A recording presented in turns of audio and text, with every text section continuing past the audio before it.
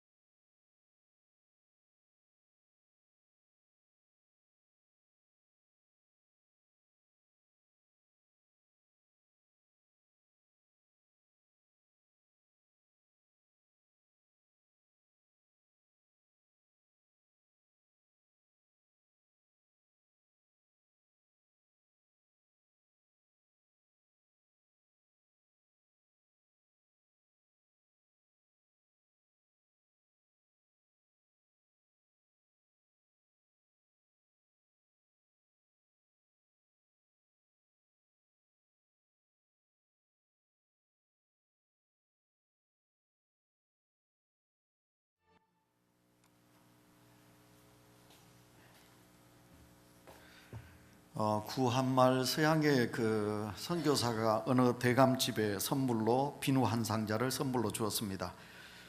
여러분 이 그 비누를 사용하지 않았던 이 대감집에서 이 비누를 사용해 보니까 때 묻은 손이 깨끗해지고 그리고 옷들이 신기하게도 휘어졌습니다. 그래서 이 대감은 자기 친구들이나 주변에 있는 손님들에게 그 비누를 하나씩 선물을 했습니다. 어느 날도 자기 집에 많은 그런 선비들이 모였습니다. 그때 이 대감은 자기에게 있는 그 비누를 하나씩 끄집어내 가지고 그들에게 선물로 주었습니다. 바로 그때 그 손님 가운데는 우리가 잘 알고 있는 월남 이상재 선생님이 계셨습니다. 그는 독실한 기독교인이요 그리고 우리나라 독립을 위해서 많이 애를 썼던 분입니다. 이 이상재 선생님이 그 비누를 받아들고 자기 주머니에 있는 작은 칼을 끄집어내 가지고 그 비누를 이렇게 깎아 가지고는 그 비누를 먹기 시작했습니다. 그랬을 때 대감이 여보게 그 비누는 옷을 그리고 손발을 씻는 얼굴을 씻는 비누지 그 비누는 먹어서는 아니 된다니 그렇게 말을 합니다. 그랬더니 이상재 선생님이 뭐라고 대답하느냐 하면 대감님 잘 알고 있습니다. 제가 알고 말고요 이 비누를 그릇을 씻고 얼굴을 씻고 그리고 옷을 씻지만 저는 이 비누를 좀 먹어야 되겠습니다. 왜냐하면 제 마음속에는 제 몸속에는 때가 많이 있습니다. 죄가 많이 있습니다. 그래서 저는 이 비누를 먹고 제 몸 안에 있는 때를 씻기를 원합니다. 이렇게 대답을 했다고 합니다. 오늘 우리 한국 사회는 심각한 개혁 피로 증후군 속에 사로잡혀 있습니다. 방송이라든지 어디든지 여러분 너도 나도 할 것 없이 개혁을 주장하고 있습니다. 먼저는 정치가 개혁이 되어야 된다. 교육계통에서는 개혁이 되어야 된다. 또 여러분 안타깝게도 그 경제가 개혁이 되어야 된다고 그러더라고요. 그래서 경제개혁 아니면 제도개혁, 더 나아가서 우리 교회는 교회개혁 이런 등을 주장하고 있습니다. 이렇게 너도 나도 개혁을 외치고 있지만 정작 개혁되는 것은 별로 없는 것 같습니다. 왜 그런지 압니까? 개혁되지 않는 것은 개혁의 주체인 사람인 내가 오늘 개혁을 일으켜야 될 사람들이 개혁되지 않고 있기 때문에 그렇습니다. 그래서 우리는 개혁의 소리를 들을 때마다 개혁은 되지 않고 그래서 문제만 더 낳고 그래서 개혁이라는 소리를 들을 때 너무 많은 스트레스를 우리 모두가 받고 있지는 아니합니까? 왜 그럴까요? 간단하게 대답하지요. 조금 전에도 말씀드렸습니다. 우리가 겉을 아무리 깨끗하게 씻으면 무엇합니까? 개혁하겠다고 제도를 바꾸고 법을 개정하고 관행을 뜯어고친다고 할지라도 그것은 아직 여전히 문제를 낳는 것입니다. 진정한 개혁은 사람에게 있습니다. 그래서 우리 속사람이 개혁이 되어야 되는 것입니다. 사람들의 생각이 바뀌고 사람의 태도가 바뀌고 그래서 우리의 영혼이 새롭게 건강하게 되면 누가 뭐래도 이 땅의 모든 것들이 변화가 일어나지 않겠습니까? 그런데 사실 우리 그리스도인들도 세상을 향해 개혁을 외치거나 개혁이 부진하다고 우리가 비판할 것이 아닙니다. 중요한 것은 우리가 이 종교개혁주일에 다시 한 번 더 예수 그리스도를 믿는 내가 변화해야 되겠다. 내가 누가 뭐래도 예수 그리스도의 믿음으로 말미암아 내가 새 사람이 되어야 되겠다라는 이런 믿음이 우리 속에 있어야 될 줄 믿습니다. 영국의 부흥과 개혁을 주도했던 이한 머레이라는 목사님이 계십니다. 그 목사님이 책을 썼는데 부흥과 부흥주의라는 책을 썼습니다. 이 책 속에 보시면 영국 교회가 이 땅에 있는 많은 교회가 개혁이 일어나지 않고 있다. 왜 그러냐? 그것은 교회 안에 있는 성도들이 너무 세속을 따르고 있기 때문에 그렇다. 그렇게 머레이 목사님은 그 책에서 지적하고 있습니다. 교회 안에 있는 진정한 성도들보다 세속적인 사람이 더 교회 안에 많이 있다, 그런 말입니다. 이런 성도들이 세속을 따르다 보니까 우리가 무엇을 추구합니까? 복을 따릅니다. 어쩌든지 목사님의 속에는 복에 대한 설교가 있기를 원합니다. 목사님의 설교 속에는 우리의 기분을 명쾌하게 기쁘게 해줄 수 있는 은혜의 설교를 원합니다. 우리를 너무 나무라지 마세요. 우리를 향하여 회개라는 말을 하지 마세요. 하나님이 가라사대, 하나님이 말씀하시니 이렇게 변화되라고 말씀하지 마세요 라는 그런 설교를 우리가 듣기 싫어한다는 것입니다. 그래서 그 결과 교회는 거룩성이 약화되고 세상을 변화시킬 능력이 떨어지게 된다는 것입니다. 그래서 교회와 세상의 사이 차이가 점점 사라져가고 있다고 말씀하고 있습니다. 예, 그렇습니다. 머레이 목사님의 지적이 정확하다고 저는 그렇게 말씀드릴 수 있습니다. 사실 교회 안에 그 사람만 변화된 사람들이 참 많이 있습니다. 우리가 그럽니다. 하나님, 우리는 예배를 드립니다. 우리는 하나님 앞에 기도합니다. 우리는 하나님 앞에 말씀을 듣고 있습니다. 나름대로 열심히 신앙생활하고 있습니다. 여러분, 그러나 우리의 속사람이 날마다 변화가 일어나야 되지 않겠습니까? 누가 뭐래도 우리 주님이 말씀하신 그대로 너의 십자가를 지고 나를 따라온다는 거라. 십자가의 길, 십자가의 도가 우리 속에 있어야 되지 않겠습니까? 내가 가지고 있는 이기심, 내가 가지고 있는 욕심, 내가 가지고 있는 이기주의를 다 내려놓고 우리 주님께서 저라고 하신 헌신과 어떤 충성과 이 땅을 향한 섬김으로 우리가 살아가야 될 십자가의 정신이 우리 속에 있어야 되지 않겠습니까? 하나님의 말씀은 자기 지식이나 경험으로 우리가 나아가지 않습니다. 하나님의 말씀으로 살아가는 것입니다. 왜 우리가 하나님의 말씀 앞에 사람이 가지고 있는 경험과 지식을 가지고 하나님의 말씀을 멀리하고 있는가요? 교회 안에서의 태도와 세상에서의 태도가 우리에게 달라서는 아니 됩니다. 세상 속에서 쓰는 가면이 있고 하나님 앞에 나왔을 때 또 쓰는 가면이 있어서는 아니 된다는 것입니다. 그래서 우리 예수님께서는 말씀하셨습니다. 사두개인들과 바리새인들과 사두개인들을 향하여 너희들은 회칠한 무덤 같다고. 오늘도 우리가 하나님 앞에 나올 때 여러분 세상에 여러분 가졌던 모든 것들을 내려놓아야 되겠지요. 사랑하는 온유교회 성도 여러분, 진정한 개혁의 출발은 바로 내 안에 있는 가면을 벗는 것이 아니겠습니까? 교회에서의 모습과 가정에서의 모습, 사회에서의 모습이 일치한다면 세상은 틀림없이 개혁이 될 것이고 변화가 일어날 것입니다. 누가 뭐래도 내가 생각하는 그 이상으로 놀라운 일들이 우리 속에서 일어나지 않겠습니까? 우리 온유교회 개혁도 여기서 시작이 되어야 된다고 저는 그렇게 믿습니다. 교회의 조직을 바꾸고 프로그램을 바꾸고 교회의 시설을 리모델링하는 것이 개혁이 이루어지는 것은 아니라는 것입니다. 예수 그리스도를 구주로 믿는 성도 한 사람 한 사람이 진정한 하나님께서 내게 이렇게 말씀하여 주셨다, 그 하나님의 말씀대로 내가 살겠노라는 어떤 회개의 운동과 자신에게 주어진 하나님의 사명을 우리가 잘 감당하며 우리가 이 세상을 향하여 섬김을 받으려 함이 아니라 우리가 이 땅을 향하여 섬기는 봉사자로 우리가 살아간다면 저희들로 통하여 놀라운 하나님의 기적은 일어나리라 믿습니다. 오늘은 종교개혁자 마틴 루터가 종교개혁을 일으킨 지 500주년이 되는 뜻깊은 주일입니다. 당시 로마 카톨릭은 부패가 극에 달했습니다. 황제보다 교황의 권위가 더 컸습니다. 여러분, 황제가 교황 앞에 무릎을 꿇어야 되는 시대가 바로 그 중세 시대였습니다. 교황이 임명하는 사제는 엄청난 부귀와 영화를 누렸습니다. 그래서 너도 나도 할 것 없이 돈을 주고 사제를 매매했습니다. 샀습니다. 그래서 성직 매매가 엄청나게 일어나고 있었습니다. 루터가 반박문을 발표하게 된 직접적인 원인은 면죄부에 있습니다. 여러분, 면죄부는 중세시대 때 십자군 전쟁이 있습니다. 그래서 유럽 땅에 있는 십자군, 그러니까 가슴에 여러분 그들이 입고 있는 갑옷 그 껍질에 십자가가 있습니다. 그리고 머리에 투구에도 십자가를 쓰고, 그리고 창과 방패에 예수 그리스도의 십자가를 새기고 그들이 이제 예루살렘 성지를 회복하기 위하여 떠납니다. 그 시간이 1년도 아니고 10년, 이렇게 먼 시간 동안 십자가 전쟁에 나가서 많은 사람도 죽이고 그럽니다. 이렇게 전쟁으로 인하여 많은 사람 생명을 죽였던 그 군인들이 돌아왔습니다. 그들이 돌아와서 이제 예수 그리스도의 이름으로 죄사함을 받기를 원하여 면죄부라는 제도가 있게 되었습니다. 그런데 레오 10세가 성 베드로 성당을 건축하지요. 여러분, 한번 가보시면 처음부터 끝까지 성 베드로 성당을 보면요, 여러분 입이 다물어지지 않습니다. 그 옛날 그렇게 웅장하게, 그렇게 화려하게 여러분 성 베드로 성당이 지어져요. 그렇게 그 성 베드로 성당을 짓는데 돈이 부족한 거예요. 재정이 부족한 거예요. 그래서 레오 10세가 그 면죄부를 가지고 창안한 거예요. 이제 성도들에게 말합니다. 자, 여러분의 부모님이 지금 어디 가 있느냐? 천국과 지옥 중간 연옥에 가 있다. 여러분의 부모들이 지금 천국을 가지 못하고 연옥에 있다. 자, 이 면죄부를 사세요.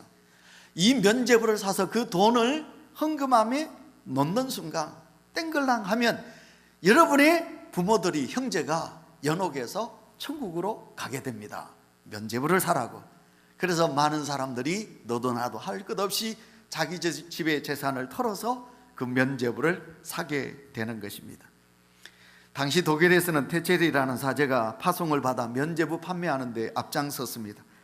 그래서 그들이 이제 너도 나도도 할 것 없이 많은 성도들과 백성들의 주머니를 탈취하게 되는 것입니다.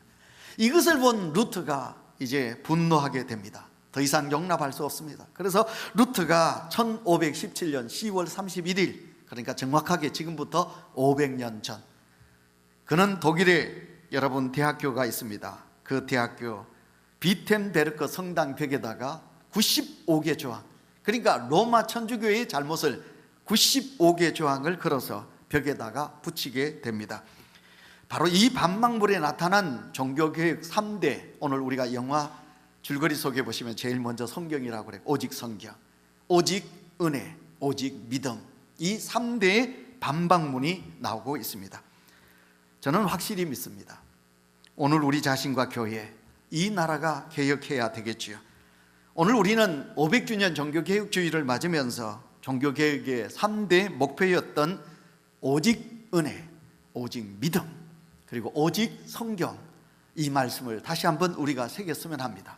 그래서 루터가 주장했던 이 세 개, 성경 속에 나오는 이 세 가지를 제가 여러분에게 말씀을 드리고 우리가 함께 은혜 받고, 누가 뭐래도 내 자신이 변화되어야 되지 않겠습니까? 그래서 우리가 하나님 앞에 새롭게 거듭나는 그런 아주 귀한 역사의 자리가 되었으면 합니다. 그래서 제일 먼저 첫째가 뭐냐면 오직 은혜입니다.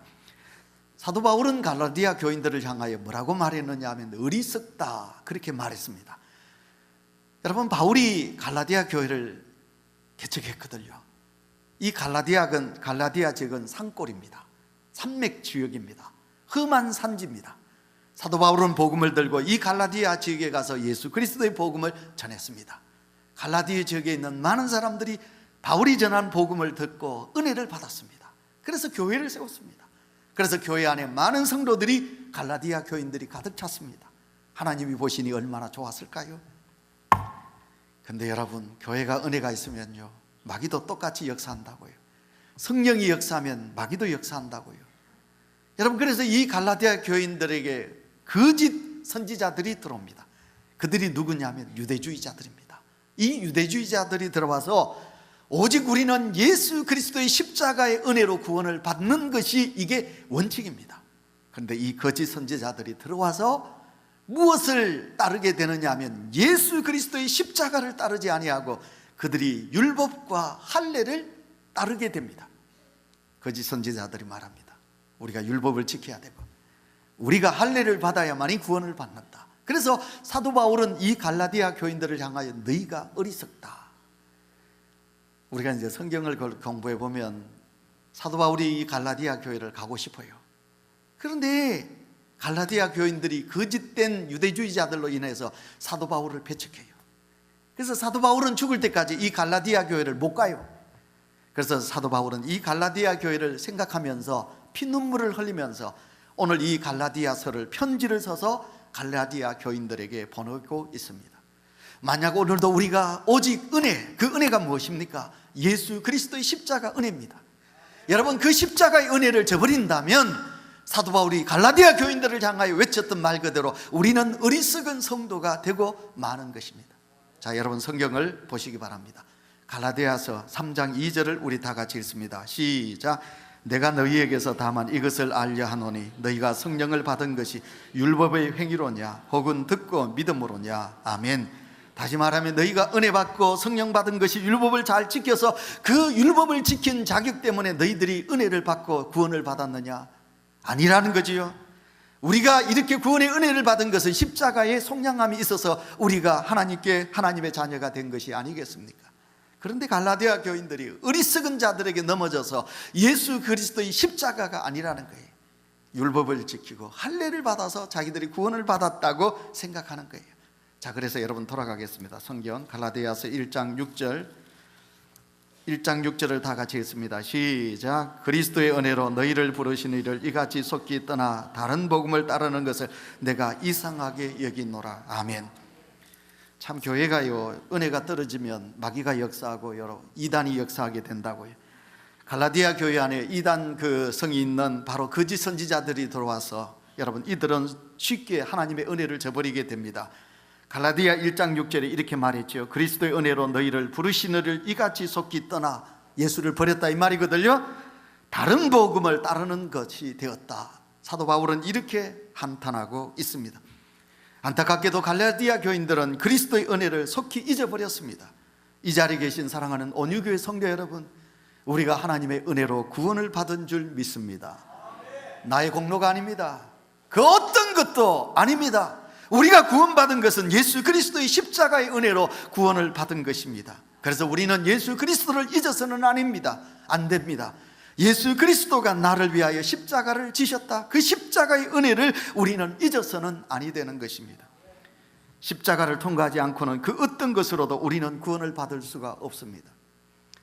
이제 우리가 가톨릭 천주교를 많이 비방할 수밖에 없는데요, 여러분 로마 천주교는 무엇인가를 덧붙입니다. 우리 개신교는 오직이라는 말을 씁니다. 그래서 오직 은혜, 오직 믿음, 오직 성경만이 우리가 구원을 받는다. 오직입니다. 그런데 천주교는 뭘 첨가시키느냐 하면 그들은 그러나를 첨가시킵니다. 여러분, 이것이 우리 개신교와 구교, 천주교와의 큰 차이입니다. 로마 천주교는 여러분 구원은 오직 믿음, 오직 은혜. 그러나 무엇을 넣는지 압니까? 선행을, 공덕 사상을 넣습니다. 솔직히 여러분, 우리보다요 천주교인들이요 좋은 일을 합니다. 우리는 감춰지지요. 우리는 오른손이 모르게 왼손이 하고 왼손이 모르게 오른손이 하지요. 근데 여러분, 이것도 안 하는 성도가 너무 많이 있습니다. 그건 우리가 회개해야 합니다. 근데 로마 천주교는 어떠냐? 선한 일을 합니다. 그들이 호피스 사역을, 아니면 양로원을, 과원을 돕는 일을 많이 합니다. 여러분, 우리도 그렇게 하셔야 합니다. 하나님의 은혜를 생각한다면, 하나님의 은혜로 우리가 구원을 받은 하나님의 백성이라면, 나만 예수 믿고 천국 가서 아니 됩니다. 하나님 앞에 갔을 때 네 그렇게 네만 위하여 살다고 왔느냐? 네 자식만 위하여 살다고 왔느냐? 너 교회만 위하여 헌신하다고 왔느냐? 이 소리 들으면 아니 돼요. 우리도 선한 일을 해야 돼요. 그러나 그 공덕 사상이, 의가, 덕이 우리를 구원하게 하는 것은 아니지요. 그런데 천주교는 그것을 구원의 하나로, 선행을 하나로 첨가시킵니다. 아니면 7개의 성례, 여러분 그것을 또 구원의 한 도구로 사용하고 있습니다. 아니면 고해성사. 그래서 로마 천주교인들은 죄를 지었습니다. 내가 남을 때렸습니다, 훔쳤습니다. 그러면 신부님, 제가 오늘 고해성사를 하겠습니다. 그러면 신부님이 보이지 않습니다. 그 사람이 누군지 볼 수 없습니다. 이제 합니다. 신부님, 제가요 남을 때렸습니다. 그래요, 남을 때리면 안 되지요. 그러면 이제 그 때린 대가에 대한 벌을, 이제 죄값을 행하셔야 되겠지요. 그러면 온유교회 주변에 휴지를 일주일 동안 주세요. 그러면 예, 그렇게 하겠습니다. 그러면요, 로마 천주교 교인들은 그 고해 성사를 하고 신부가 시키는 대로 그렇게 합니다.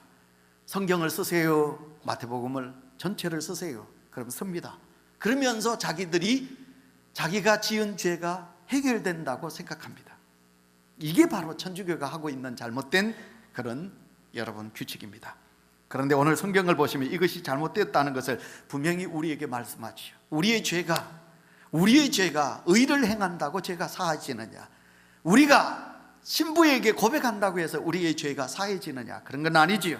로마서 3장 23절, 우리가 알고 있는 그대로 모든 사람이 죄를 범하였음에 하나님의 영광에 이르지 못하더니 그리스도 예수 안에 있는 속량으로 말미암아 하나님의 은혜로 값없이 의롭다 하심을 얻은 자 되었느니라. 다 같이 아멘. 여러분, 우리의 죄는 예수 그리스도의 십자가 속량으로, 대속으로 인하여 우리는 구원을 받고 값없이 용서함을 받았다는 것이, 이것이 성경이 우리에게 가르쳐 주는 것이 아니겠습니까? 다시 말씀드립니다. 착한 일을 했다고, 의를 했다고, 내가 남을 좀 도왔다고 우리의 죄가 사하여지거나 우리가 구원받는 것은 아닙니다. 오직 우리가 구원받는 것은 하나님의 은혜가 아니겠습니까? 그런데 오늘 우리의 문제는 무엇입니까? 오직 은혜로 구원받았다는 사실을 입술로만 고백합니다. 입술로만 고백한다는 죄가 우리 속에 있습니다. 성도 여러분, 우리가 어찌 입술로만 고백하고 끝나야 되겠습니까? 예수 그리스도의 은혜를 생각하면 뭔가 실천에 따라야 된다는 거예요. 오늘 제가 10월 29일이 제 생일이 아니거든요. 음력 10월 29일이 생일이거든요. 근데 여러분, 카톡이나 아니면 카스나 페이스북에는 전부 제 생일이라고 너도 나도 할 것 없이 목사님 생일 축하합니다, 지금 쭉 와요. 그걸 제가 어느 친한 후배에게 입술로만 축하한다 그러지 말고 영양가 있게 축하한다고 그래라. 그랬더니 어느 날, 그러면 날 잡으십시오, 제가 맛있는 거 사겠습니다, 그랬습니다. 사랑하는 성도 여러분, 우리가 하나님의 은혜를 생각하면 우리는요 그냥 잊지 못해요. 내일 제가 우리 40주년 우리 어머님 추도 예배를 인도하러 갑니다. 부모님의 은혜를 생각하면 그냥 잊지 못해요. 여러분, 우리가 그 은혜를 쉽게 저버리고 살아가는 것은 입술의 고백이, 오늘 예수 그리스도를 믿는 저와 여러분, 입술의 고백자로 끝나지 마세요. 제가 목회하면서 가슴 아픈 게 있어요. 은혜를 너무 쉽게 잊어버려요. 우리 교회에서 어떻게 신앙생활했고, 그분들이 아프고 힘들 때 우리 온유 교인들이 얼마나 애쓰고 눈물로 기도했는데, 갈 때는요 고맙다, 간다, 인사도 하고 안 하고 가는 사람이 있어요. 그런 분들이 몇 분 있어요. 제 마음이 너무 슬퍼요. 인간적으로 슬퍼요. 그러지 마세요. 함께 믿음 생활하고 그렇게 뜨겁게 눈물 흘리고 애썼는데 갈 때 왜 좀, 권사님, 장로님 너무 고마웠습니다, 목사님 기도해 주셔서 감사합니다, 어쩔 수 없이 이사를 가네요, 가도 잊지 않고 기도하겠습니다. 그러면 얼마나 좋을까요? 그 은혜를 왜 쉽게 잊나요? 세상 사람들은 그 은혜를 잊지 않고 그렇게 늘 생각하는데 왜 예수 그리스도를 믿는 성도가 쉽게 그 은혜를 잊어버리나요? 어떤 노부부가 살았어요. 자식이 없었어요. 그래서 어느 날 불쌍한 거지 같은 딸을 하나 주워다가 양녀로 삼았어요. 그리고는 애기 종지 씻기고 입히고 잘 먹이고 그 딸을 키웠어요. 그 딸이 어느 정도 자라자 이 부도덕해. 이 딸이 어느 날 가가지고 어떤 남자하고 막 이래 사귀다가 배가 불렀어요. 그러니까 그 부모가 얘야, 우리 집에 자식이 없는데 하나님이 우리에게 자식을 또 주셨구나. 너 이름으로 양자가 아니라 내 이름으로, 우리 이름으로 너뚱이라고 하고 우리 이름으로 이 아이를 내가 키울게. 걱정하지 말거라 그랬어요. 그런데 이 딸이 어느 날 또 몇 년 지나니까 또 배가 불러왔어요. 그러니까 이 부모들이 얘야 걱정하지 말거라. 하나님께서 이 애가 하나가 불쌍해서 외로워서 또 자식을 또 주었구나. 우리 이름으로 키울게. 걱정하지 말거라. 아기를 또 키웠어요. 근데 또 몇 년이 지나자 또 이 부도덕한 딸이 가가지고 또 배가 불렀어요. 우리 같으면 막 뺨때기 때리고 막 종아리 때리고 머리 깎여쁘고 그러잖아, 그죠? 근데 그 부모가 너무너무 선했어요. 얘야 걱정하지 말라. 우리가 키울게. 그렇게 또 키웠어요. 근데 어느 날 이 딸이 부모님에게 못 살겠습니다. 나 이 집 나갈래요. 얘야 왜 그러느냐? 우리가 뭐 잘못했느냐? 우리가 뭐 부족했느냐? 왜 그러노? 가면 안 되는데. 그랬더니 그 딸이 뭐라고 그러냐면 이렇게 아이 많은 집에 내가 식모로 살기 싫어. 그 아이가 누구의 아이인데? 지가 낳은 아이인데 이 아이들이 많아서 나는 식모살이 하기 싫어. 그러면서 집을 나갔다는 것입니다. 여러분 이 이야기 속에서 오늘 내 모습을 보지는 않나요? 우리가 어떻게 하나님의 자녀가 되고 어떻게 오늘도 살아가는데 여러분 오늘도 우리가 예수 그리스도 이름으로 용서받고 용서받은 나가 아닌가요? 그런데 어떻게 우리가 그 은혜를 저버리고 배은망덕하게 집을 나가나요? 내가 죄를 낳았고 그 죄를 또 하나님은 용서해 주셨고 또 내가 죄를 지어 죄를 낳았고 그래도 하나님은 나를 탓하지 아니하시고 용서하시고 용서해 주셨는데 어찌하여 그 하나님의 은혜를 저버리고 살아가나 되나요? 그건 아니지. 그건 배은망덕한 하나님의 사람이라고 말할 수 없죠. 다시 한 번 더 이 종교개혁주일에 사랑하는 성도 여러분, 우리가 잊으면 안 될 것이 있어요. 그것은 예수 그리스도의 십자가의 은혜인 줄 믿습니다. 그 은혜로 구원받은 은혜입니다. 그러므로 우리가 오늘도 입고 먹고 살고 살아가는 것 다 나름대로 이유가 있겠지요. 저는 그러나 결사반대 뛰두르고 저는 그거 절대로 용서할 수 없어요. 어떻게 회사 들어갈 때 빌고 빌어가지고 회사 들어가 놓고 해놓고 자기 나름대로 다 이유가 있겠지요. 그러나 여러분 우리 마음속에 그 은혜를 생각한다면 누가 누구를 향하여 돌을 던지며 누구를 향하여 띠를 두르고 죽도록 내가 투쟁한다, 그건 있을 수 없는 거라고 생각이 됩니다. 다시 한 번 더 잊어버린 은혜, 오직 우리가 이 세상을 살아가는 데는 오직 하나님의 은혜인 줄 믿으시고 그 은혜에 감사하는 성도가 되시기를 축원합니다. 그래서 은혜가 있으면 천국으로 살아요. 우리가 은혜가 있으면 천국 속에 살아요. 그러나 은혜가 없으면 우리는 아무리 좋은 환경 속에 아무리 이쁜 아내 아무리 좋은 집 주택에 산다 할지라도 우리는 지옥 같은 삶을 살아갈 수밖에 없을 것입니다. 그 다음에 두 번째, 여러분 종교개혁의 두 번째가 뭐냐? 오직 믿음입니다. 우리의 신앙생활은 믿음으로 진행됩니다. 믿음 없는 신앙생활은 여러분 오아시스 없는 사막과도 같은 것입니다. 사도 바울은 믿음을 떠나 행함으로 구원을 얻고자 하는 갈라디아 교인들을 책망하고 있습니다. 여러분 성경을 보겠습니다. 2장 갈라디아 2장 16절 좀 깁니다. 다 같이 있습니다. 사람이 시작. 사람이 의롭게 되는 것은 율법의 행위로 말미암음이 아니요 오직 예수 그리스도를 믿음으로 말미암는 줄 알므로 우리도 그리스도 예수를 믿나니 이는 우리가 율법의 행위로서가 아니고 그리스도를 믿음으로써 의롭다함을 얻으려 함이라. 율법의 행위로서는 의롭다함을 얻을 육체가 없느니라. 아멘. 자, 오늘 영화 속에서 봤습니다. 루터 영화 제일 먼저 나오는 것이 루터가 친구하고 길을 걸어가요. 들판을 걸어가는데 갑자기 하늘에서 번개가 져서 자기 옆에 있는 친구가 벼락에 맞아 죽어버려요. 그때 루터가 엎드려요. 두렵지요. 뭐가 두렵습니까? 내 친구가 하나님 앞에 벌 받아가지고 번개를 맞아 죽었다. 내 속에 죄가 있다. 루트가 생각하는 거예요. 죄가 있다. 루트는 생각하니까 그 죄가 너무 싫은 거예요. 두려운 거예요. 그래서 루트는 매일 주교에게 뭘 합니까? 고해성사를 받아요. 나중에 루트만 보면 주교가 도망을 가요. 저놈이 또 오늘도 고해성사를 또 받으려고 그러구나. 도망을 갈 정도로 루트가 고해성사를 받았습니다. 그래도 마음에 평안이 없어요. 그래서 루트가 어떻게 합니까? 무릎으로 기어서 계단을 올라가요. 올라갔다가 내려갔다가. 그러니까 무릎이 터져가지고 깨어져가지고 피가 흘러요. 그래도 자기 속에 있는 죄를 씻어받기 위하여 애를 쓰고 애를 썼어요.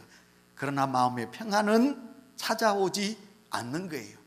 그런데 루트가 성경 어디? 우리가 성경을 또 있습니다. 갈라디아서 3장 11절 다 같이 또 시작. 또 하나님 앞에서 아무도 율법으로 말미암아 의롭게 되지 못할 것이 분명하니 이는 의인은 믿음으로 살리라 하였음이니라. 아멘. 하박국 선지자가 그랬어요. 하박국 선지자가 우리는 택한 백성입니다. 선민 백성입니다. 근데 하나님 어찌하여 이 선민 백성들에게 고난을 주십니까? 저 악한 백성은, 하나님을 알지 못하는 백성은 성한데 어찌하여 이 백성이 고난 중에 있습니까? 그때 하나님의 답이 뭔지 압니까? 의인은 믿음으로 말미암아 산다.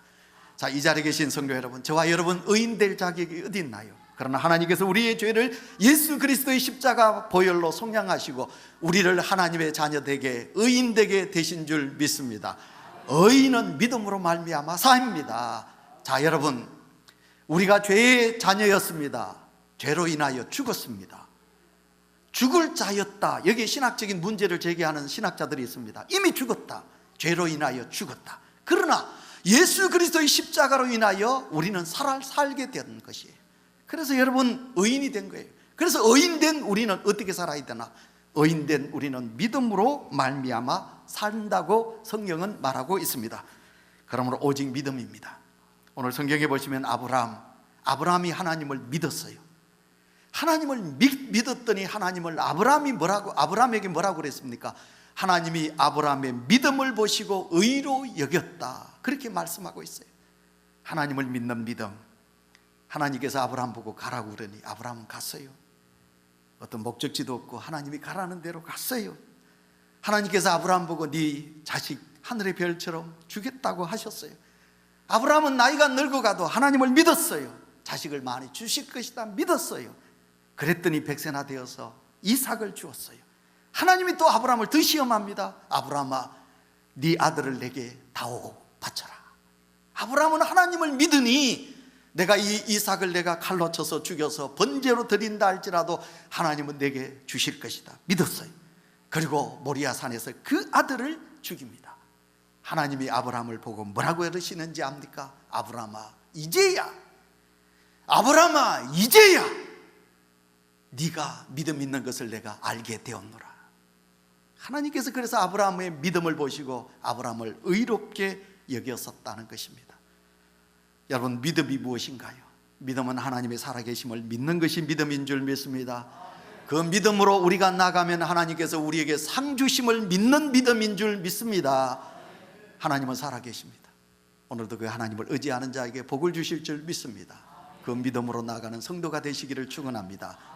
마지막입니다. 오직 성경입니다.